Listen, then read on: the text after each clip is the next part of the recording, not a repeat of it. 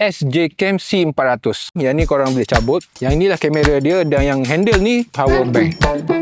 Korang dah cabut kamera ni, korang still lagi boleh monitor dekat dia punya handle. So benda ni memang sesuai lah kalau korang ni jenis solo content creator, solo vloggers. Dan inilah video yang aku record di siang hari dengan resolution 4K 30fps. Dan bukan sahaja dalam landscape, korang juga boleh shoot dalam portrait mode dengan 4K 30fps.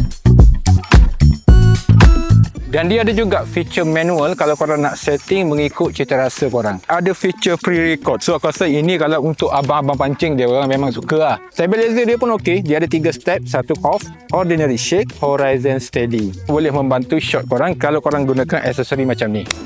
Kamera ni sahaja 1250 mAh dan dia punya handle ni 3000 mAh. So total bila korang gabung dalam 6 ke 7 jam. Pada aku dengan harga ni cukup berbaloi lah kalau korang nak cari alternatif untuk DJI Pocket ataupun ni action cam yang pertama. So kalau korang berminat, check it out link yang aku sediakan.